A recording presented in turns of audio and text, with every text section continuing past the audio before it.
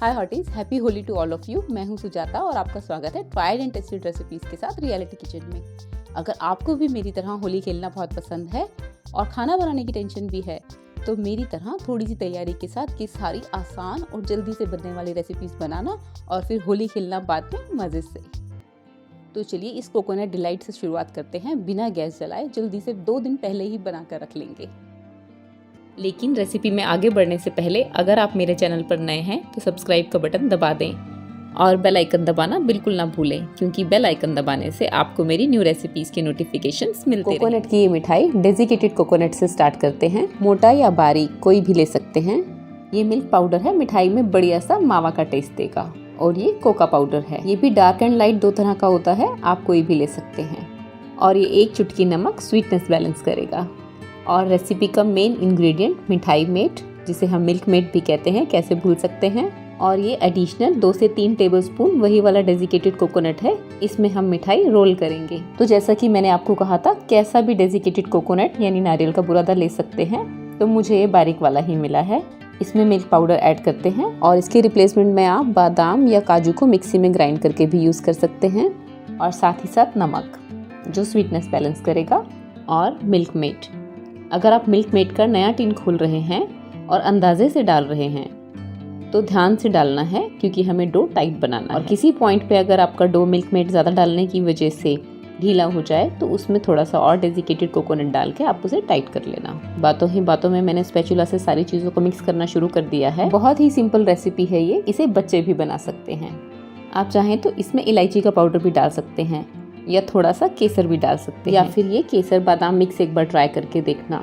बहुत ही amazing taste आएगा। किसी को यकीन नहीं होगा कि ये मिठाई अपने घर पर बनाई है। स्पैचुला से तो हो नहीं रहा है, थोड़ा मुश्किल हो रहा है।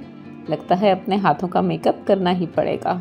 कोई बात नहीं, स्पैचुला क्लीन करके साइड में रख देते हैं। और हाँ, मिल्क मेट के रिप्लेसमेंट में आप हनी भी यूज़ कर सकते हैं, है ना, एकदम हेल्दी रिप्लेसमेंट। बस हमें ये ध्यान रखना है कि ये जो डो हम बना रहे हैं ना, एकदम टाइट होना चाहिए, नहीं तो हमारी मिठाई बहुत ही ढीली ढीली बनेगी और बहुत ही च्यूई बनेगी और अच्छे से हैंडल भी नहीं हो पाएगी। मिठाई मतलब कोकोनट डिलाइट। जी हाँ, इस मिठाई को मेरे घर में सभी कोकोनट डिलाइट कहते हैं। आप इस मिठाई को क्या नाम दोगे, मुझे कमेंट करके ज़रूर बताना। ओवर नीड नहीं करना है, नीड करने के लिए बस फिंगर्स का यूज़ करना है। और ये लीजिए, बातों ही बातों में एकदम टाइट डो बनकर रेडी है। सी,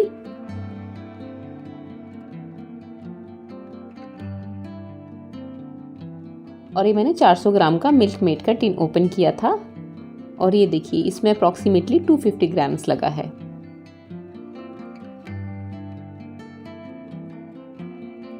इस डो को हम 2 पार्ट्स में डिवाइड कर लेते हैं और एक पार्ट में कोका पाउडर ऐड करते हैं। हाथों का असली मेकअप तो अब होगा। तो मैंने आपको मिल्क मेट का रिप्लेसमेंट बता दिया है, मिल्क पाउडर का रिप्लेसमेंट बता दिया है। अगर फिर भी मुझसे कुछ छूट गया है तो आप कमेंट करके पूछ सकते हैं, कोशिश करूंगी जल्द से जल्द रिप्लाई कर सकूं। कोका पाउडर को अच्छे से इस डो में मिक्स कर देते हैं। हमें एक बहुत सुंदर चॉकलेटी कलर चाहिए। सी, ये रेडी है। लेकिन अभी हम इस पर काम नहीं करेंगे।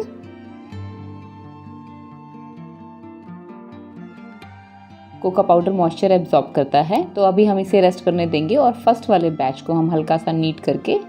अब आप पूछेंगे फिर से नीड क्यों करना है, फैन चल रहा है तो ये थोड़ा सा एयर ड्राई हो गया है।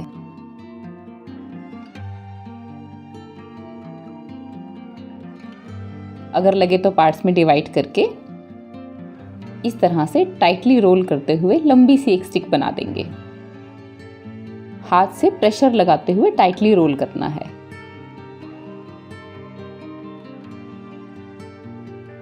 साथ के साथ साइड्स को भी इवन करते रहना है। पेंसिल से थोड़ा मोटा ही रोल करना है। मैं पूरी कोशिश करती हूँ कि रेसिपी के सभी स्टेप्स एंड टिप्स आपके साथ शेयर करूँ, लेकिन फिर भी अगर मुझसे कुछ छूट जाता है तो आप मुझसे कमेंट करके पूछ लें। और अगर आपको मेरी रेसिपीज अच्छी लगती हैं तो अपने फ्रेंड्स एंड रिलेटिव्स के साथ शेयर करना बिल्कुल ना भूलें। और 3, 4 या 5 जितना इंच लंबी चाहें आप, उतनी इंच लंबी इसकी स्टिक्स इस तरह से काट लेते हैं। 2 मिनट्स में ये सारी स्टिक्स बन गई हैं, तो मैंने वो कोका पाउडर वाला डो भी इस तरह से रोल कर लिया है। अब इन दोनों को एक के ऊपर एक रख के इस तरह से घुमाते हुए डिज़ाइन बनाना है। बेसिकली एक ब्रेड की तरह बनाना है। कहीं से क्रैक्स आए तो हाथ से दबा देना है, चिंता की कोई बात नहीं है। एक और आइडिया ध्यान में आ रहा है। आप प्लेन डो को स्प्रेड करके लंबी रेक्टेंगल शीट बनाकर उसमें कोका पाउडर वाली ये स्टिक स्टफ करके भी एक और टाइप की कोकोनट डिलाइट बना सकते हैं। ऊपर से प्लेन और अंदर से ब्राउन कलर होगा, बहुत अच्छी लगेगी दिखने में। और आपको तो मालूम ही है कि मेरा मानना है खाना पहले आंखों से खाया जाता है। और फिर से हाथों से इस तरह से, जैसे कि आप वीडियो में देख रहे हैं, टाइटली रोल करते जाना है। पेंसिल से थोड़ी मोटी ही थिकनेस होनी चाहिए। अगर ज़्यादा पतले कर दिए ना तो वो ठीक से हैंडल नहीं हो पाएंगे। एक तो आइडिया वो प्लेन वाला और दूसरा वो स्टफिंग वाला जो मैंने दिखाया नहीं लेकिन अभी आपसे एक्सप्लेन किया, और तीसरा ये ब्रेड वाला, और चौथा आगे सिर्फ कोका पाउडर वाला। तो ये 4 आइडियाज़ मैंने आपसे शेयर किए इस कोकोनट डिलाइट को बनाने के। आपको कौन सा ज़्यादा पसंद आया मुझे कमेंट करके बताएंगे प्लीज़। और ये स्टिक जो मैं कट करके आपको दिखा रही हूँ ना, ये तो अभी जस्ट रोल की है, एकदम फ्रेश है और काफ़ी मॉइस्चर भी है इसमें। थोड़ी देर एयर ड्राई होने के बाद इसका टेक्सचर और भी बढ़िया हो जाता है, मैं आपको आगे दिखाऊंगी। लास्ट में ये कोका पाउडर वाली स्टिक भी बना ली है मैंने, सी। और इस तरह से मैंने सारी स्टिक्स रेडी कर ली हैं और इनको हाफ एन आवर पंखे के नीचे ऐसे ही खुला छोड़ देना है एयर ड्राई होने के लिए। ये स्टेप बहुत इंपॉर्टेंट है, इसे छोड़ नहीं सकते हैं। इससे स्टिक्स में जो एक्स्ट्रा मॉइस्चर होगा वो एयर ड्राई हो जाएगा। और डेजिकेटेड कोकोनट यानी नारियल के बुरादे को इस तरह से ट्रे के ऊपर फैला लेते हैं और उसमें एक एक स्टिक को इस तरह से रोल करते हैं। ऐसा करने से मिठाई बिल्कुल ऐसे लगेगी जैसे कि मार्केट से खरीद कर लाए हैं। बस पूछने वालों को आप उस शॉप का एड्रेस दे देना जहाँ से आपने खरीदी, बनानी सीखी। और रोल करने के बाद एक्स्ट्रा कोकोनट पाउडर इस तरह से डस्ट कर लेना है। इतने इंग्रेडिएंट्स में 600 ग्राम के आसपास मिठाई बनकर तैयार हुई है। And see the texture. और इसी के साथ अगली रेसिपी की बारी आती है। इसे भी 1-2 दिन पहले ही बना के रख लेते हैं। देखने में जितनी अट्रैक्टिव, खाने में उससे ज़्यादा टेस्टी, बिना किसी झंझट, बिना किसी मशीन के और बिना किसी रेडीमेड मिक्स के बची हुई मिठाई से बनाएंगे ये मलाईदार कुल्फी और रबड़ी। तो अब तारीफ के लिए तैयार रहना। इंग्रेडिएंट लिस्ट मैंने यहाँ शेयर कर दी है। हमेशा की तरह इंपॉर्टेंट टिप्स के साथ स्टार्ट करते हैं। इसके लिए हम स्टील के भारी तले के बर्तन में सबसे पहले थोड़ा सा पानी डालकर फिर उसमें 1 लीटर फुल क्रीम दूध लेते हैं और इस दूध को हाई हीट पर एक नाइस बॉयल आने देते हैं। एक बॉयल आने पर दूध को इस तरह से अच्छे से चला देते हैं और गैस की फ्लेम को मीडियम हाई कर देते हैं। और हाँ, ये लेडल दूध नहीं छोड़ देंगे, नहीं तो दूध सारा का सारा बाहर निकल आएगा। काजू और खरबूजे के बीज को दरदरा पीस कर तैयार कर लेते हैं। इतनी देर में देखो दूध में फिर से एक और बॉयल आ गया है। लेडल दूध में ही थी ना, इसीलिए दूध निकल कर बाहर नहीं आया। साइड स्क्रैप कर लेते हैं। साइड स्क्रैप करने से दूध की मलाई दूध में ही रहती है और रबड़ी नेचुरली गाढ़ी और मलाईदार बनती है। फिर से लेडल दूध में ही रखकर एक बॉयल और आने देते हैं। हीट मीडियम हाई ही रहेगी। इस स्टेज पर दूध के नीचे बर्तन से लगने के चांस नहीं होते हैं। एक बार अच्छे से मिक्स कर देते हैं। ऐसा हम 3-4 बार तक या 15 मिनट तक करेंगे। ये मेरी ट्राइड रेसिपी है और न जाने कितनी बार मैंने इसे बनाया है। और ये कुछ बची हुई मिठाई है, इसे कोई नहीं खा रहा था, इसी का आज मैं रबड़ी फलूदा बनाऊंगी। जब मिल्क की क्वांटिटी 3/4 रह जाए तभी ये बची हुई मिठाई हमने दूध में डालनी है और अच्छे से चला देना है। मिठाई डालने के बाद उबलते हुए दूध का टेम्परेचर थोड़ा सा डिक्रीज हो जाता है, इसीलिए हम अपनी फ्लेम हाई कर सकते हैं। आप इस बची हुई मिठाई की जगह मावा भी यूज़ कर सकते हैं। अब हमने इस दूध को कंटिन्यूसली चलाते हुए तब तक कुक करना है जब तक कि ये जो लेफ्ट ओवर मिठाई हमने इसमें डाली थी अच्छे से डिज़ोल्व ना हो जाए। अभी मिठाई अच्छे से डिज़ोल्व नहीं हुई है, लेकिन दूध को अच्छे से बॉयल आ चुका है, इसीलिए हम हीट को फिर से मीडियम हाई कर देंगे। अगर हम हीट को हाई रखेंगे तो दूध बाहर निकल जाएगा। टोटल 30 और 35 मिनट्स में रबड़ी बनकर तैयार हो जाती है। दूध उबलते हुए बिल्कुल ऊपर तक आ चुका है। ये इसलिए हुआ क्योंकि मैंने इस बार इसमें लेडल नहीं रखी थी।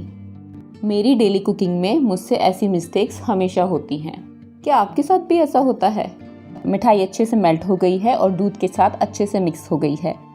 सी, आप दूध का टेक्सचर भी देख रहे हैं कितना गाढ़ा हो गया है। इस स्टेज पर हम इसमें वो काजू और जो खरबूजे के बीज वाला मिक्सचर था ना वो ऐड करते हैं और साथ ही साथ शुगर फ्री की टैबलेट्स भी ऐड कर देते हैं। मेरी कोशिश है इस रबड़ी फलूदा को शुगर फ्री बनाने की। वैसे मिठाइयों में तो ऑलरेडी शुगर थी ही। अच्छे से चलाकर 1 टेबलस्पून डेसिकेटेड कोकोनट ऐड करते हैं। आप चाहो तो डेसिकेटेड कोकोनट की जगह ब्रेड क्रम्ब भी यूज़ कर सकते हो। अच्छे से चलाते रहेंगे। ये डेसिकेटेड कोकोनट कुल्फी में दानेदार टेक्सचर देगा। तो इंडियन मिठाइयों में कुछ मीठा होता है जिसे मैं रिप्लेस नहीं कर सकती हूँ, क्योंकि मैं यही बची हुई मिठाइयाँ एज अ स्क्रैच यूज़ कर रही हूँ। लेकिन मैंने एक्स्ट्रा स्वीटनेस के लिए इसमें शुगर फ्री की टैबलेट्स ही यूज़ की हैं। आप चाहें तो स्टीविया भी यूज़ कर सकते हैं। मैंने पर्सनली ट्राई किया है, अच्छी स्वीटनेस देता है। शुगर की क्वांटिटी मैं नहीं दे रही हूँ, आप अपनी चॉइस के हिसाब से ऐड करना। मीडियम हाई हीट पे 2-3 और अच्छे से बॉयल आने के बाद हम इसमें केसर के कुछ धागे ऐड करते हैं। आप चाहो तो केसर की जगह केसर बादाम मिल्क मिक्स भी ऐड कर सकते हो। 3 से 4 मिनट लगातार चलाने पर केसर अपना कलर छोड़ देगा। बढ़िया केसर की यही पहचान है कि वो जल्दी से अपना येलो कलर नहीं देता है। लगातार चलाते हुए 3 से 4 मिनट तक और कुक करेंगे। ये देखो हमारी रबड़ी एकदम परफेक्ट थिकनेस तक पहुँच चुकी है। अगर हम फिंगर से इस तरह से एक लाइन ड्रॉ करते हैं तो ये आपस में जॉइंट नहीं होती है। अब हम गैस बंद करते हैं और रबड़ी को रूम टेम्परेचर पर ठंडा होने देते हैं। ये देखो ये रबड़ी रूम टेम्परेचर पे थोड़ा ठंडी हो गई है। अब ये ऐसी दिख रही है। अब हम इसे 1 घंटा फ्रिज में रख देंगे। और इलायची पाउडर की जगह मैं ये इलायची एसेंस यूज़ करती हूँ। रूम टेम्परेचर पे रबड़ी के ठंडा होने के बाद और फ्रिज में रखने से पहले हमने इलायची एसेंस रबड़ी में ऐड करना है। 2 घंटे फ्रिज में रखने के बाद ये देखो रबड़ी कितनी गाढ़ी हो गई है। इस तरह से मिट्टी के कुल्हड़ को रबड़ी से फिल कर देते हैं। Chopped nuts and tutti frutti से गार्निश करते हैं। सिल्वर फॉयल से कवर करते हैं और 4-5 घंटे ये अच्छी तरह से चिल्ड होने तक फ्रिज में रख देते हैं। मैंने ऐसे कुछ पेपर कप्स को फिल किया है रबड़ी से। सिल्वर फॉयल से कवर कर देते हैं।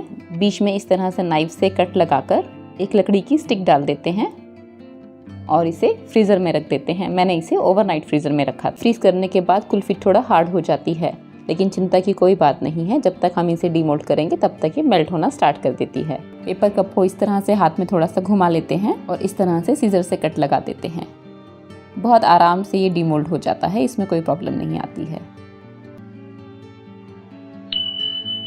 थोड़े से केसर के धागे और थोड़े से चॉप्ड नट्स से गार्निश करते हैं। सबसे पहले मैं इसकी एक बाइट लेने जा रही हूँ। वाओ, ये देखो कोई क्रिस्टल नहीं बने हैं ना और एकदम मलाईदार लग रही है। और ये देखिए रबड़ी, देखते ही खाने का मन हो रहा है ना। और दही भल्ले के बिना तो होली अधूरी है। परफेक्ट दही भल्ले बिल्कुल ऐसे मॉइस्ट, सॉफ्ट, जालीदार, बिल्कुल रुई जैसे होने चाहिए। लकड़ी के चम्मच से भी आराम से कट रहे हैं। ये भल्ले मुझे मेरे ब्रदर इन लॉ की याद दिलाते हैं। वो हमेशा कहते थे, नहीं घर पर नहीं बनाती हो तो मार्केट से लाती हो, दिल्ली के भरत हलवाई से। इंग्रेडिएंट्स लिस्ट पे नजर डालकर हमेशा की तरह इंपॉर्टेंट टिप्स के साथ स्टार्ट करते हैं। ऑथेंटिक भल्ले हैं तो भल्लों के लिए उड़द की दाल लेंगे। मैंने 1 कप उड़द की दाल ली है और 1/4 कप मैंने मूंग दाल ली है। ये स्किन्ड येलो वाली मूंग दाल। कई लोग भल्ले इसलिए नहीं खाते क्योंकि वो उड़द दाल से बनते हैं, तो आप इस रेशो को उल्टा भी कर सकते हैं। मतलब 1 कप मूंग दाल और 1/4 कप उड़द की दाल ले सकते हैं। वैसे तो मैंने ऑर्गेनिक दाल ली है, लेकिन आप कोई भी दाल ले सकते हैं। और 2-3 बार अच्छे से दाल को धो लेना है साफ पानी से। और दाल को धोने के बाद उसमें 3 गुना पानी डालकर ढककर ओवरनाइट या कम से कम 6-7 घंटे के लिए रख देना है, इसे फूलने के लिए। दाल का अच्छे से फूलना बहुत ज़रूरी है।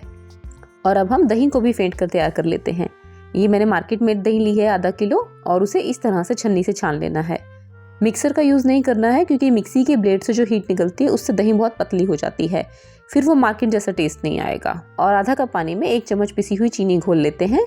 पिसी हुई ना हो तो नॉर्मल चीनी भी घोल सकते हैं, मेरे पास थी इसीलिए मैंने पिसी हुई चीनी ही ली है।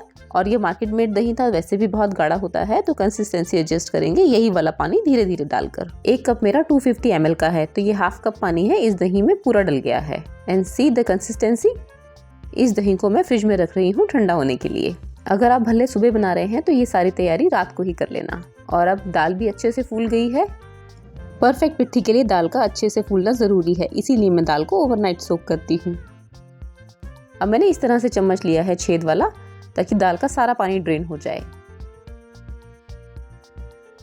दाल को मिक्सर के मीडियम वाले जार में डाल लिया है और उसके साथ ही 2 टेबलस्पून चिल्ड पानी डालना है। और ग्राइंड करते हुए लगे तो 1 टेबलस्पून और डाल सकते हैं, बस उससे ज़्यादा नहीं। अब दाल को अच्छे से ब्लेंड कर लेना है। दाल ब्लेंड करने में थोड़ी दिक्कत आती है, इस तरह से देखिए रुक रुक के ब्लेंड हो रही है और मिक्सी हीटअप होकर बंद पड़ जाती है, फिर हमें थोड़ी देर रुकना पड़ता है, तो इसीलिए मैंने इसमें ठंडा पानी डाला है। बस दाल के दरदरे दानों के बिना एक लंपी कंसिस्टेंसी चाहिए, बस इतना ही हमें इसे पीसना होता है। अब इस दाल के मिक्सचर को हम इस तरह से एक परात में निकाल लेंगे। परात या एक बड़ा सा मिक्सिंग बोल भी ले सकते हैं आप, क्योंकि हमें इसे हाथों से फेंटना है और वो काम बड़े बर्तन में इजीली हो पाता है। बस अब इस तरह से हम इसे फेंटना शुरू कर देंगे। ये हाथ की 4 उंगलियों से ही फेंट जाता है। साइड स्क्रैप करते रहेंगे और फिर हाथ की 4 उंगलियों से ही लगातार चला चला कर फेंटते रहेंगे। अगर आप रेस्ट ले लेके कर रहे हैं तो 10 मिनट लगेंगे, नहीं तो 5 to 7 मिनट्स में ये काम हो जाता है। जैसे जैसे आप दाल फेंटेंगे ना, इसमें बहुत ज़्यादा एयर फिल हो जाती है और दाल फ्लफी एंड लाइट हो जाती है। सी, आपको कलर भी चेंज दिख रहा होगा पहले से। पहले बहुत डार्क था, अब बहुत लाइट और वाइट हो गया है। कोई 24 से 25 साल हो गए हैं मैं भल्ले इसी रेसिपी से हर बार बनाती हूँ और हर बार पिछली बार से बेहतर बनते हैं। परफेक्ट रेसिपी हो तो ठंडे ठंडे दही भल्ले गर्मियों में कौन खाना नहीं चाहता। वैसे भी गर्मियों में बाहर का खाना थोड़ा कम ही खाना चाहिए। कैमरे में मैं आपको दिखाना भूल गई, अगर इस परात को पूरा उल्टा भी कर दूंगी ना, तब भी ये पिट्ठी नीचे नहीं गिरेगी, क्योंकि बहुत अच्छे से फेंटी है मैंने। सी, पहले वाला कलर और ये अभी वाला वाइट कलर। बस इस स्टेज पर हम थोड़ी सी दाल की ये पिट्ठी, इसे हम दाल की पिट्ठी कहते हैं, उसे इस तरह से पानी के एक भरे हुए ग्लास में डालते हैं। ये फ्लोट कर रही है, डूबी नहीं है। ग्लास को जितना भी हिला लो डुला लो, ये फ्लोट कर रही है, डूबती नहीं है। इसका मतलब हमारी दाल की पिट्ठी एकदम परफेक्टली तैयार है। और अगर किसी रीजन से ये डूब जाती है, इसका मतलब आपकी दाल की पिट्ठी में पानी ज़्यादा है। तो आप इसमें सूजी या चावल का आटा थोड़ा सा मिला के कंसिस्टेंसी एडजस्ट करके थोड़ा सा और फेंट के फिर ये टेस्ट करना। आपसे बात करते करते मैंने इस पिट्ठी में बहुत ही फाइन चॉप की हुई जिंजर, ग्रीन चिली और जीरा डाल दिया है। यहाँ नमक ऐड नहीं करना है और फिर से 1 मिनट के लिए लगातार फेंटना है। इससे ज़्यादा फेंटने की ज़रूरत इस स्टेज पर नहीं होती है। अब हम भल्लों को डीप फ्राई करने के लिए कढ़ाई में इनफ तेल लेते हैं और उसको मीडियम हीट पर गर्म करते हैं। मीडियम गर्म करना है, हाई हीट पर बहुत ज़्यादा गर्म हो जाता है। और फिर हीट कम करके यहाँ ध्यान देना, ऑयल भी हमने ज़्यादा गर्म नहीं किया है और भल्ले डालने से पहले हीट भी लो कर दी है और उंगलियों को पानी में डिप कर लेना है। हर बार पिट्ठी उठाते हुए उंगलियां गीली करनी है। हम इस तरह से हाथ से पिट्ठी उठाएंगे और इस तरह से एक एक करके तेल में छोड़ते जाएंगे। कढ़ाई को बहुत ज़्यादा भरना नहीं है भल्लों से और ना ही बहुत कम भल्ले डालने हैं, क्योंकि ये भल्ले भी कढ़ाई में फूलेंगे ना, तो हमें स्पेस भी चाहिए। अभी तो मैं कढ़ाई में एक एक करके छोड़ रही हूँ और ये अपने आप से देखिए इस तरह से फ्लिप होते जा रहे हैं और कढ़ाई में बिल्कुल भी चिपक नहीं रहे हैं, ऊपर फ्लोट कर रहे हैं, क्योंकि हमारी दाल की पिट्ठी बिल्कुल सही बनी है। एकदम फ्लफी है, एकदम लाइट है। भल्ले बनाने के लिए पिट्ठी एकदम परफेक्ट होनी चाहिए और वो तभी होगी जब दाल अच्छे से सोक करके फूल जाएगी। और दूसरा, फ्राई करते हुए तेल का टेम्परेचर कम होना चाहिए। बस ये छोटी छोटी टिप्स का ध्यान रखेंगे और ढेर सारा प्यार डाल देंगे इसमें, तो रेसिपी कैसे परफेक्ट नहीं बनेगी। वैसे तो ये अपने आप ही घूमने लग जाते हैं, लेकिन कहीं कहीं पर लगे तो पलटे से इस तरह से इनके ऊपर गरम तेल डालना है। ये जो व्हाइट पार्ट निकल रहा है ना, ये भी कच्चा है, तो इन्हीं पर इस तरह से पलट पलट के हमें तेल डालना है। और कोई आपस में जुड़ रहा है तो उसे सेपरेट करने की कोशिश करना। तेल अगर ज़्यादा गर्म हो जाए गलती से तो भल्ले फ्राई करने की जल्दी नहीं करना। फ्लेम बंद कर देना, तेल को थोड़ा सा ठंडा होने देना और फिर फ्लेम को लो हीट पर ऑन करके एक एक करके भल्ले उसमें डालना। रेसिपी का कोई भी स्टेप अगर क्लियर नहीं हो रहा है तो कमेंट करके पूछना, मैं ज़रूर रिप्लाई करूंगी। बस एक बार अच्छे से पक जाते हैं ना दोनों साइड से, फिर तो कोई चिंता की बात नहीं है, अच्छे से इनको पलट सकते हो कैसे भी। हमने कढ़ाई में भल्ले 70% तक फिल किए थे, इसीलिए भल्लों की शेप एकदम गोल आई है। ना तो वो कढ़ाई भल्लों से पूरी भर देनी है, क्योंकि भल्लों को फिर फूलने के लिए स्पेस नहीं मिलेगा, और ना ही बहुत कम भल्ले डालने हैं कि इतना स्पेस हो कि उनके ऊपर से चोंच निकल आए। सही शेप के लिए हमें इस चीज का ध्यान रखना होगा। और बस लाइट गोल्डन होते ही निकाल लेंगे। अभी कढ़ाई का दूसरा लॉट देखना, इसमें मैं 40% के आसपास कढ़ाई को फिल कर रही हूँ, यानी कि बहुत कम भल्ले डाल रही हूँ। और फ्राई करते हुए इनके ऊपर से चोंच निकल आई है, एक डोम जैसा बन गया है ऊपर से। इसका मतलब ये है कि कढ़ाई में अभी जगह है और हम और भल्ले डाल सकते थे। तो ये भल्ले मैंने 2 बैचेस में फ्राई कर लिए हैं, लेकिन ये एक बार फ्राई हुए हैं। अब हम गैस बंद कर देंगे और अब हम भल्लों को थोड़ा सा ठंडा होने के लिए छोड़ देते हैं और सर्व करने के लिए अपनी चॉइस की गार्निशिंग रेडी कर सकते हैं। और जब तक मैंने भल्लों को गार्निश करने के लिए सारी तैयारी कर ली है, उतनी देर में भल्ले भी थोड़े ठंडे हो गए हैं और मैंने हाई हीट पर फ्लेम ऑन करके उसी तेल में आधे भल्ले कढ़ाई में डाल दिए हैं दोबारा से फ्राई करने के लिए। तेल कम है इसीलिए 2 लॉट में फ्राई करूंगी। अगर इसमें थोड़ा सा ऑयल और ऐड कर देती ना, तो फिर सारे भल्ले एक ही लॉट में फ्राई हो जाते। सेकंड टाइम में फ्राई करने के लिए हीट हाई रखेंगे और बस 1 मिनट के लिए ही फ्राई करेंगे, ज़्यादा फ्राई करने की जरूरत नहीं है। मार्केट वाले भी ऐसा करते हैं, एकदम परफेक्ट मार्केट जैसा चाहिए, तो हमें ये स्टेप स्किप नहीं करना है। एंड डोंट वरी अबाउट कि भल्ले बहुत ज़्यादा तेल एब्जॉर्ब करते हैं, मुझे नहीं खाने हैं, हम डाइट कॉन्शियस है। जब हम इन्हें पानी में डालेंगे ना तो सारा ऑयल पानी में ही रह जाता है, तो भल्ले हम गिल्ट फ्री होकर कभी भी इंजॉय कर सकते हैं। आपकी रेसिपी एकदम परफेक्ट बने, फ्लॉप ना हो, इसके लिए मैं बहुत मेहनत करती हूँ। अगर आपको मेरी रेसिपीज़ पसंद आती हैं तो अपने फ्रेंड्स के साथ शेयर करना बिल्कुल नहीं भूलना। भल्ले फ्राई करने के बाद हम जानेंगे कि इन्हें सर्व एंड स्टोर कैसे करना है, लेकिन उससे पहले मैं एक बार तोड़ के दिखा देती हूँ आपको। ओह नाइस यार। और दूसरी तरफ एक बड़े बर्तन में ल्यूक वार्म पानी लेते हैं, कोई 2 लीटर के आसपास। उसमें हम हींग डालते हैं और साथ ही साथ नमक। आपको याद है मैंने भल्लों में नमक नहीं डाला था? जी हाँ, भल्ले फीके बनाए थे, नहीं तो वो पिट्ठी एकदम लूज हो जाएगी, उसमें पानी हो जाएगा और फिर भल्लों की शेप अच्छी नहीं बनेगी। अच्छे से इन चीज़ों को मिक्स करने के बाद इसमें मैं सारे भल्ले डाल दूंगी, लेकिन भल्ले भी ल्यूकवार्म गर्म होने चाहिए। ये नहीं कि कढ़ाई से निकालते ही गरम गरम डाल दें, ऐसा नहीं करेंगे। और अगर आप मेरी तरह थोड़े से भल्ले बचा रहे हैं तो अच्छी तरह से ठंडे होने के बाद इन्हें एयर टाइट कंटेनर में डालकर फ्रिज में 10 डेज के लिए और फ्रीजर में 1 महीने तक के लिए स्टोर कर सकते हैं। 2 घंटे के लिए रूम टेम्परेचर पर भल्लों को ढककर फूलने देते हैं और साथ ही साथ इस ग्रीन चटनी के साथ हम इन्हें एंजॉय कर लेंगे। तो फटाफट से बना लेते हैं। धनिया पुदीना तो आप लेते ही हैं, साथ में पालक भी लेना। जी हाँ, पालक हेल्थ के साथ साथ कलर भी बहुत अच्छा आएगा और टेस्ट। साथ ही साथ हरी मिर्च, जिंजर, गार्लिक एंड अनियन। और खटास के लिए फ्रेश दही। फ्रेश दही ना हो तो एक भुना हुआ टमाटर। नींबू इसमें अच्छा नहीं लगता है, क्योंकि भल्ले सर्व करते हुए उस पर चाट मसाला भी डालते हैं ना। और इस रेड चटनी का लिंक मैंने ऊपर कार्ड में और नीचे डिस्क्रिप्शन बॉक्स में दे दिया है। मैंने आपके साथ पहले शेयर की हुई है, आपको पसंद आएगी। और 2 घंटे के बाद भल्ले पानी में फूलकर सी साइज में कितने बड़े हो गए हैं। इस तरह से भल्ले को हाथ में लेंगे, बहुत ज्यादा पानी नहीं निचोड़ना है, नहीं तो अंदर से सारा मॉइस्चर खत्म हो जाएगा। मतलब इतना ही निचोड़ना है कि इसमें इस तरह से देखो अंदर मॉइस्चर दिख रहा है ना, बिल्कुल ऐसे ही। एक बारी में आपको जितने भल्लों की प्लेटिंग करनी है सिर्फ उतने ही भल्ले हम निचोड़ेंगे, बाकी पानी में ही रहने देंगे और फ्रिज में रख देंगे। ऐसे ही पानी में फ्रिज में रखे हुए भल्ले 3 दिन तक खराब नहीं होंगे। और ऊपर से वो हमने ठंडी ठंडी दही बनाई थी ना, इसके ऊपर इस तरह से पोर कर देनी है। चाट मसाला स्किप नहीं करना है, बहुत अच्छा टेस्ट आता है इससे। और भुना हुआ जीरा पाउडर, जीरे को लो हीट पर भूनकर मिक्सी में ग्राइंड करके एयरटाइट कंटेनर में रख लेती हूँ मैं। और लाल मिर्च पाउडर, इससे टेस्ट भी अच्छा आता है और कलर भी। हरी चटनी जो हमने भी बनाई थी, और ये रेड चटनी मेरी होममेड है। इसकी रेसिपी का लिंक मैंने ऊपर कार्ड में भी और नीचे डिस्क्रिप्शन बॉक्स में भी दे दिया है। गार्निशिंग के लिए कोई हार्ड एंड फास्ट रूल नहीं है।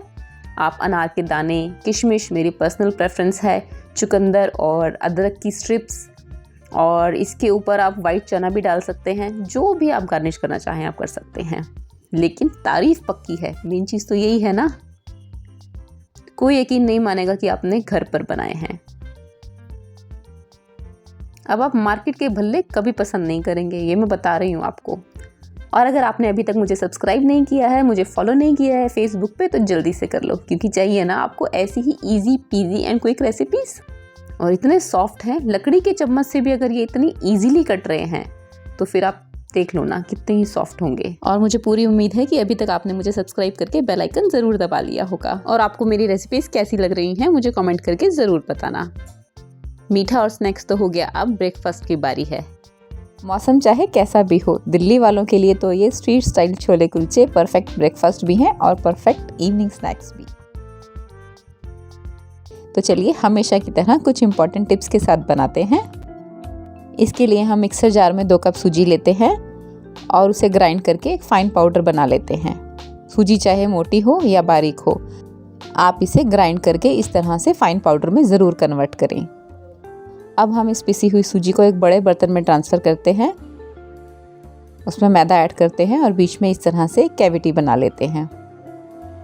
अब हम इस कैविटी में ही शुगर, ये मेरी पिसी हुई चीनी है, बेकिंग पाउडर, बेकिंग सोडा,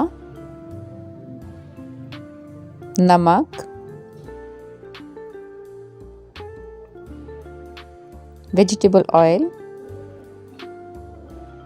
और दही ऐड करते हैं। मैं यहाँ पे फ्रेश कर्ड यूज़ कर रही हूँ। अगर आपकी कर्ड थोड़ी बहुत खट्टी है तो चल जाएगी, पर ज़्यादा खट्टी कर्ड यूज़ ना करें, नहीं तो कुलचों में से बाद में स्मेल आएगी। बातों ही बातों में मैंने सारी चीज़ों को मिक्स करना स्टार्ट कर दिया है। अब हम गुनगुने पानी से इसे आटे की तरह गूंद लेंगे।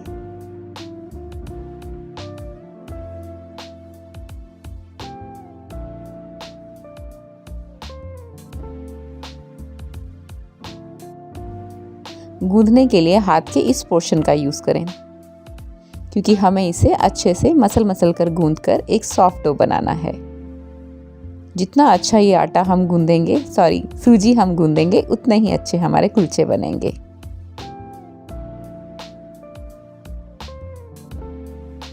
ये देखिए एकदम सॉफ्ट डो बनकर तैयार है।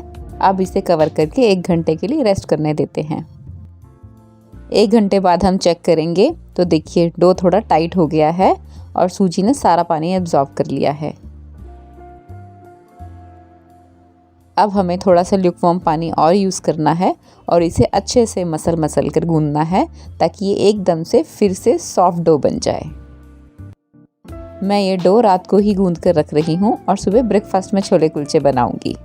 वैसे तो हम इसे पहले रेस्ट दे चुके हैं, तो आप चाहें तो अभी भी इसके कुलचे बना सकते हैं, पर कोशिश करें आप इसे फिर से 1 घंटा मिनिमम रेस्ट ज़रूर दें और अगर ओवरनाइट रेस्ट दे सकें तो बहुत अच्छा। देखिए ऐसा डो हमें चाहिए। तो जैसा कि मैंने आपको बताया कि मैं मॉर्निंग में कुलचे बनाऊंगी, सुबह तक तो ये डो और भी ज़्यादा लचीला और सॉफ्ट हो गया है। इस तरह से इसकी छोटी छोटी लोइयाँ बना लेते हैं। अगर आपको ऑयल से कन्वीनियंट नहीं हो तो आप मैदा लगाकर भी इस तरह से कुलचों को बेल सकते हैं। मैदा लगा के बेलने से थोड़ा इजी हो जाएगा। मैं मैदा और यूज़ नहीं करना चाहती थी, इसीलिए मैं ऑयल से बेल रही हूँ।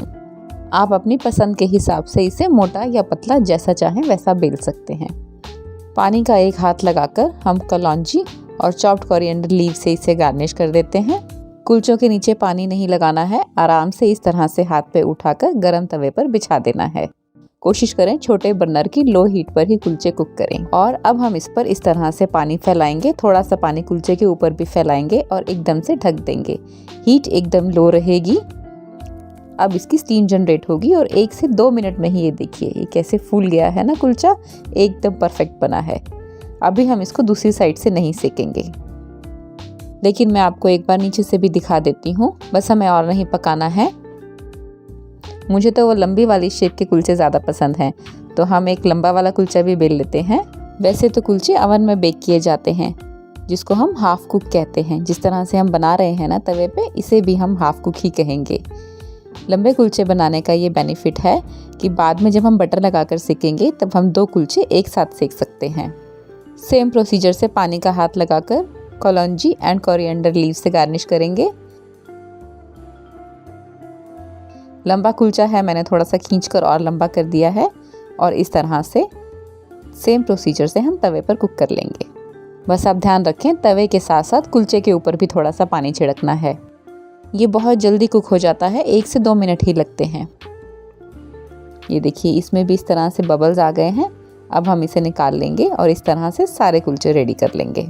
आप इन कुलचों को फ्रिज में रखकर 1 वीक तक स्टोर भी कर सकते हैं। कुलचे सूख ना जाएं, इसीलिए हम इस तरह से किचन क्लॉथ से ढक देंगे। अब हम छोले बनाने के लिए थोड़ी सी तैयारी कर लेते हैं। इमली को गर्म पानी में इस तरह से सोक करते हैं। सिर्फ 15 से 20 मिनट तक ही सोक करना है। 20 मिनट के बाद देखिए ये इस तरह से हो गई है। थोड़ा सा इसे हाथ से मसल लेते हैं और इस तरह से इसका सारा पानी छान लेते हैं। अगर आप इमली का ये पानी ना निकालना चाहें तो आप मार्केट मेड इमली का पल्प भी यूज़ कर सकते हैं। इमली की पूरी खटास निकालने के लिए आप ये प्रोसेस 2 या 3 बार भी कर सकते हैं, जैसे कि मैं कर रही हूँ।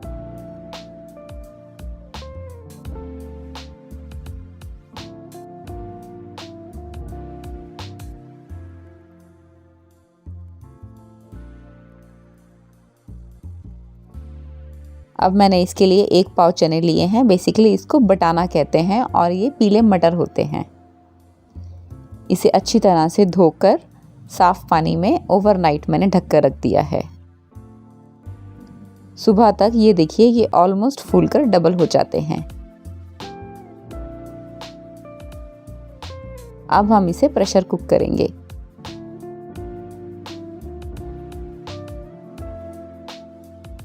पानी की क्वांटिटी इसके अंदर बहुत ज़्यादा ना डालें, नहीं तो बाद में छोलों में सिर्फ पानी ही पानी नज़र आएगा।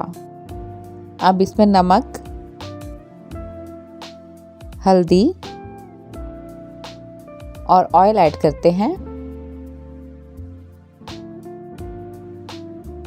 इसे हम 5 विसल दिलाएंगे और लो हीट पर 5 मिनट रखेंगे। अगर आप चाहते हैं कि बहुत ही मैश छोले बने तो आप इसे बॉईल करते हुए 1/4 टीस्पून बेकिंग सोडा भी डाल सकते हैं। हाई हीट पर 5 विसल्स और लो हीट पर 5 मिनट्स रखने के बाद ये देखिए ये छोलों का टेक्सचर मुझे मिला है। इसी लैडल से इन छोलों को थोड़ा सा और पीस देते हैं। मार्केट वालों के भी ऐसे ही होते हैं ना, थोड़े थोड़े से पिसे हुए और थोड़े थोड़े से पूरे साबुत नज़र आते हैं। ये देखिए। अगर आप कुछ देर बाद छोले रेडी करना चाहते हैं तो आप इस मैश किए हुए छोलों को हाई हीट पर 1 से 2 मिनट तक कुक ज़रूर करें। इससे छोले गर्म हो जाएंगे और उसके बाद ही इसमें सीजनिंग्स ऐड करें। क्योंकि मेरे छोले अभी गर्म हैं, इसीलिए मैं इसमें सीजनिंग्स अभी ऐड कर रही हूँ। अब इन गरम छोलों को एक मिक्सिंग बोल में ट्रांसफ़र करते हैं। Chopped onion, chopped tomatoes, green chillies, red chilli powder, coriander powder, भुना हुआ जीरा, सॉल्ट, इमली का पानी जो हमने निकाला था। वाइट सॉल्ट की जगह आप काला नमक डालेंगे तो अच्छा फ्लेवर आएगा। हरी चटनी और लेमन जूस को तो हम बिल्कुल नहीं भूल सकते। लेमन जूस ऐड करते हैं। धनिया तो आपको पता ही है, बहुत अच्छा फ्लेवर देता है इसमें। और इन सभी चीज़ों की क्वांटिटी कोई फिक्स नहीं है, हम अपने टेस्ट के हिसाब से कम या ज़्यादा कर सकते हैं। छोले अंदर से थोड़े से गर्म होते हैं ना, तब ये सीजनिंग्स ऐड करते हैं तो बहुत ही अच्छा फ्लेवर आता है। अगर हम ठंडे छोलों में ये सीजनिंग ऐड करेंगे तो थोड़ा सा कच्चा टेस्ट आएगा। छोले रेडी हैं। अब हम कुलचों पे बटर लगा लेते हैं। मीडियम हीट पर तवा गरम करते हैं और इस तरह से पहले मैंने लंबे वाले कुलचों को सेक लिया है। मैंने आपको बताया था ना, लंबे वाले कुलचे एक साथ तवे पर 2 आ जाते हैं। और बटर वो तो आपकी अपनी चॉइस है, खुल के डालिए, सबको बहुत पसंद आता है।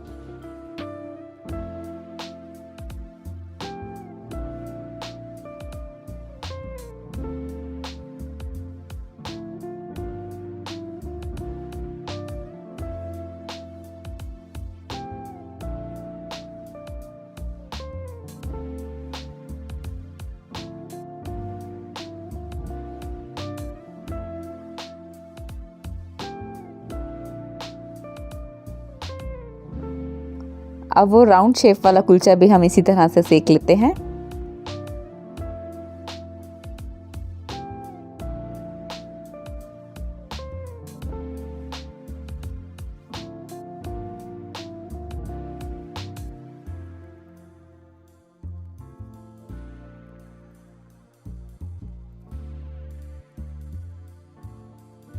गर्मा गर्म छोले कुलचों को आप बहुत सारे सैलेड के साथ, अचार के साथ और हरी मिर्च के साथ सर्व कीजिए।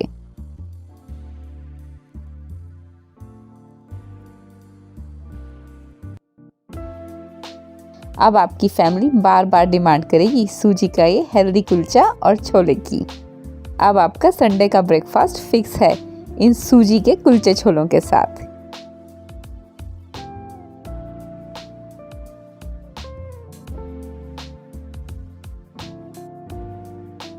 छोलों को आप chopped onion, tomatoes, coriander leaves और स्लिट की हुई हरी मिर्च से गार्निश कीजिए। आपको ये सूजी के कुलचे छोले कैसे लगे मुझे कमेंट करके ज़रूर बताएं। और बिल्कुल इसी तरह की ही एक और आसान फेस्टिवल स्पेशल ब्रेकफास्ट रेसिपी बनाते हैं जो होली की सुबह को और भी कलरफुल बना देगी। इस फेस्टिवल दिन की शुरुआत इस juicy, mouth watering, street style मज़ेदार न्यूट्री कीमा कुलचा से की जाए तो कैसा है। Sweet, spicy, salty and tangy in 4 flavours का परफेक्ट कॉम्बिनेशन है ये सोया मटर कीमा कुलचा। आपके लिए हमेशा की तरह मैंने कुछ खास टिप्स और बहुत ही आसान तरीके से ये रेसिपी बनाई है ताकि आपको रियलिटी किचन के जैसे रिजल्ट्स मिल सकें। इंग्रेडिएंट्स लिस्ट पर एक नज़र डालकर सबसे पहले कुछ तैयारी कर लेते हैं। सबसे पहले न्यूट्री लेते हैं जिसे हम सोया ग्रैन्यूल्स कहते हैं। इसमें एकदम गर्म पानी ऐड करते हैं और अच्छे से मिक्स करते हुए ताकि ये पानी में अच्छे से डूब जाए कोई हाफ एन आवर के लिए एक साइड पर रखते हैं। और अब हम ये होल ड्राई कश्मीरी मिर्च लेते हैं। अगर आपके पास नहीं है तो आप कश्मीरी मिर्च पाउडर भी यूज़ कर सकते हैं। और इसे भी कोई हाफ एन आवर तक या सॉफ्ट होने तक गर्म पानी में डिप करके एक साइड पर रखते हैं। और अब हम अदरक ले लेते हैं, लहसुन ले लेते हैं और प्याज को भी बारीक चॉप कर लेते हैं। हरी मिर्च का मैंने ग्रीन पार्ट निकाल दिया है ताकि कम स्पाइसी लगे। और कोरिएंडर गार्निशिंग के लिए। और ये टमाटर को मिक्सी में पीसकर मैंने इसकी प्यूरी बना ली है। खड़े मसालों में जीरा, दालचीनी, लौंग, तेज पत्ता, मोटी इलायची, और साथ ही साथ हरी इलायची ले लेते हैं। और हाफ एन आवर हो गया है, न्यूट्री चेक कर लेते हैं।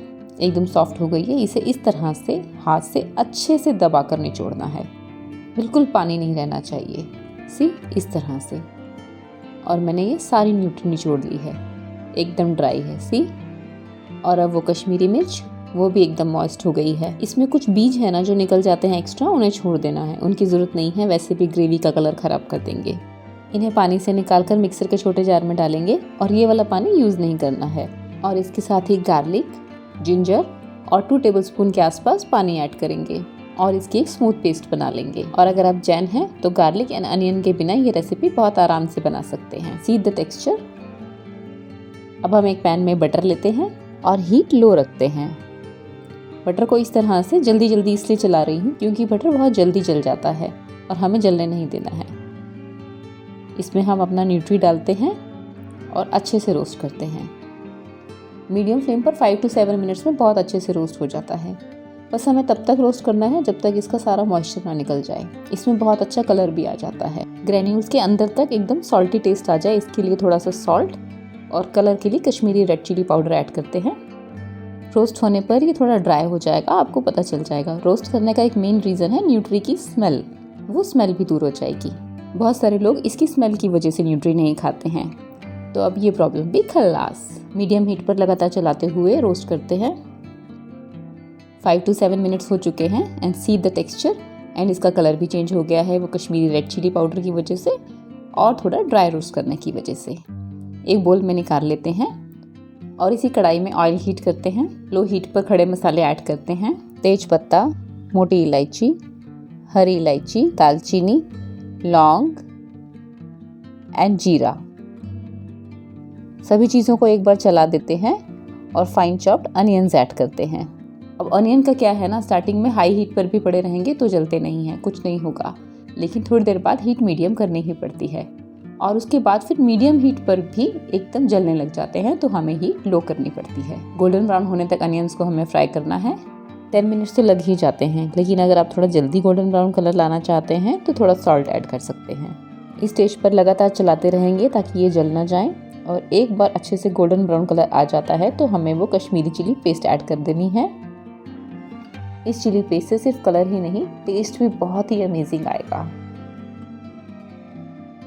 हीट मीडियम करके 2-3 मिनट तक लगातार चलाते हुए अच्छे से कुक कर लेंगे। कोशिश तो पूरी कर रही हूँ कि रेसिपी के सभी टिप्स एंड स्टेप्स आपके साथ शेयर करूँ ताकि आपको रियलिटी किचन जैसे रिजल्ट्स मिले। सी 2-3 मिनट के बाद इस तरह से मसाले ने कढ़ाई छोड़ दी है और ऑयल भी सेपरेट हो गया है। इस स्टेज पर हम टमाटर प्यूरी ऐड करेंगे। टमाटो प्यूरी ऐड करते ही हीट हाई कर देंगे क्योंकि कढ़ाई का टेम्परेचर डाउन हो जाता है। हल्का सा एक बार चला लेंगे और हमारी किचन के रेगुलर स्पाइसेस ऐड करेंगे। हल्दी पाउडर, लाल मिर्च powder, salt, coriander powder, meat masala और कसूरी मेथी। इसे मैंने रोस्ट नहीं किया है, ऐसे ही ऐड कर रही हूँ। अच्छे से एक बार चला देंगे। और हाँ, मीट मसाला का नाम सुन के आप परेशान नहीं होना कि 100% वेज रेसिपी में मीट मसाला कैसे, ये एक मसाला ही होता है और कुछ नहीं।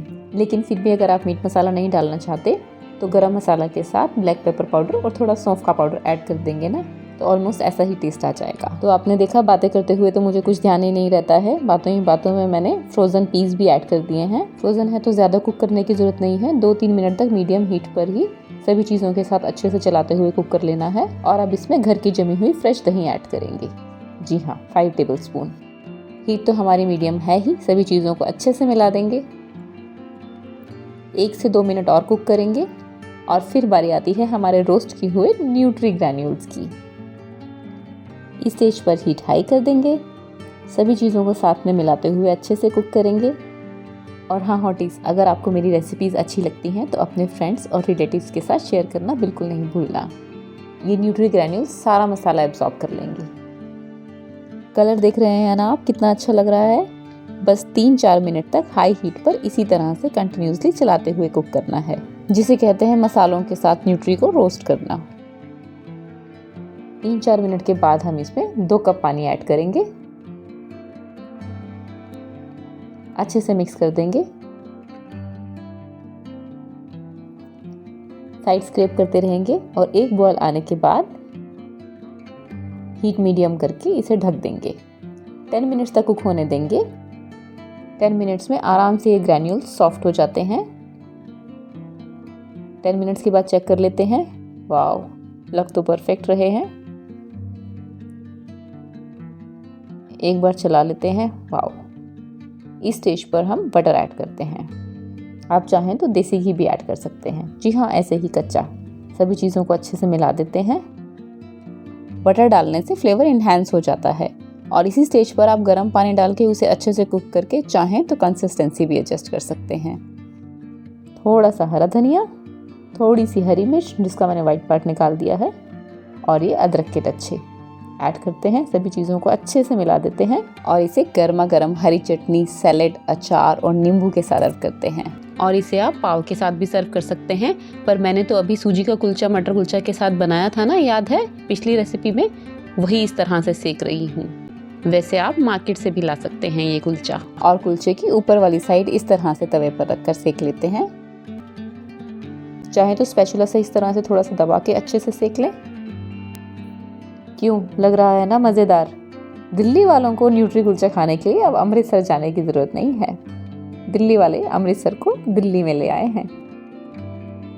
और गार्निशिंग तो अपनी चॉइस के हिसाब से।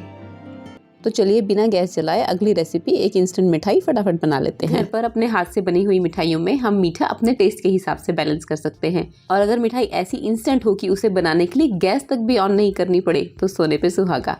जी हाँ, इस फेस्टिवल सीजन हम घर में ही सिर्फ 1 कप मलाई से 2 मिनट में ऐसी इंस्टेंट मिठाई बनाएंगे कि आप मैसूर पाक, मोहन थाल, सोन पापड़ी सब भूल जाएंगे। इंग्रेडिएंट्स लिस्ट पे नजर डालते हुए हमेशा की तरह इंपॉर्टेंट टिप्स के साथ चलिए स्टार्ट करते हैं। बेकिंग की तरह अगर मिठाइयाँ भी सही नाप के साथ बनाएं तो रिजल्ट परफेक्ट मिलता है। और अगर इस तरह के मेजरिंग कप्स एंड स्पून्स नहीं है तो घर की इस तरह की छोटी बड़ी कटोरियों को सही नाप के लिए अपने हिसाब से सेट कर लें। इंग्रेडिएंट्स लिस्ट मैंने आगे भी दे दी है और रेसिपी में ऊपर भी देती जा रही हूँ। तो सबसे पहले मिक्सर के मिडल वाले जार में व्हाइट शुगर ले रही हूँ। आप चाहें तो ब्राउन शुगर भी ले सकते हैं, पर उससे फिर रेसिपी का कलर चेंज हो जाएगा, ये ध्यान रखना है। और साथ ही साथ ये इलायची भी लेनी है। इन्हें पीसकर एकदम बारीक पाउडर बना लेना है और फिर इन्हें इस तरह से छान लेना है।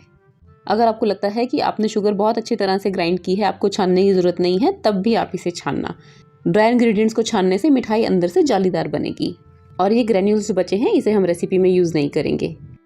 और घर में जब दूध बॉयल करते हैं ठंडा होने पर इस तरह से मलाई आ जाती है, वही मलाई हम यूज़ कर रहे हैं। 1 कप मलाई है, इसे भी चीनी में अच्छी तरह से मिलाएंगे।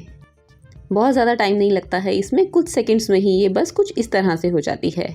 मलाई से हमने मिठाई में मावा का टेस्ट देने की कोशिश की है। और फिर इसमें ऐड करेंगे कोकोनट पाउडर, जिसे हम डेजिकेटेड कोकोनट पाउडर भी कहते हैं।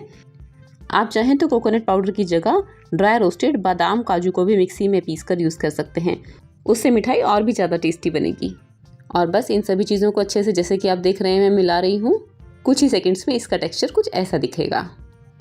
और इन्हीं सब चीज़ों से तो मिठाई बन नहीं जाएगी ना, कोई बेस एलिमेंट चाहिए। उसके लिए मैंने ये रोस्टेड चना दाल ली है। ये मार्केट से ऐसे ही मिलती है, ड्राई रोस्ट होती है, हमें इसे रोस्ट करने की ज़रूरत नहीं होती है। आप चाहें तो इसकी जगह पे चने का सत्तू भी यूज़ कर सकते हैं, या फिर काले वाले रोस्टेड चने भी ले सकते हैं बिना छिलके के। और इस चना दाल को भी मैंने मिक्सर के जार में डाल दिया है। 2 कप चना दाल है ये रेसिपी पूरी 1 किलो मिठाई की है। इसे भी हम बिल्कुल बारीक पीस लेंगे। एकदम फाइन पाउडर बन गया है।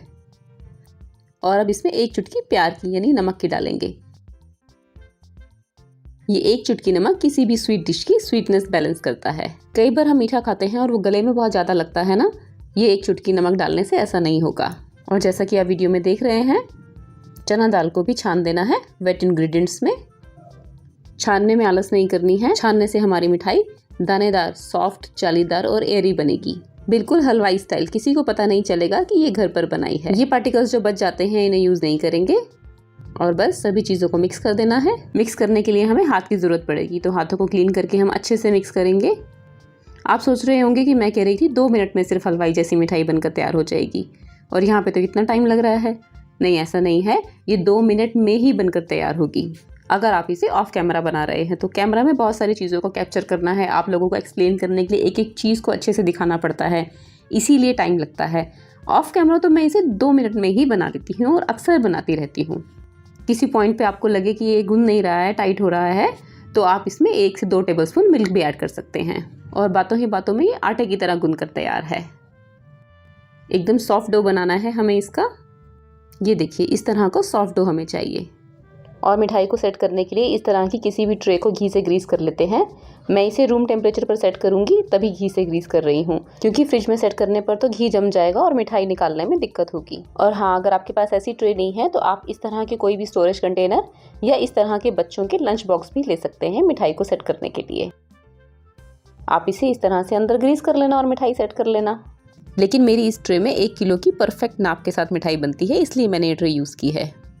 और ट्रे पे इस तरह से कटे हुए बादाम और पिस्ता फैला देते हैं और मिठाई के इस सॉफ्ट डो को हाथों में इस तरह से थोड़ा सा फैलाते हुए ट्रे पर फैला देते हैं और हाथों से अच्छे से स्प्रेड करते हैं। कॉर्नर्स को भी कवर करते जाएंगे।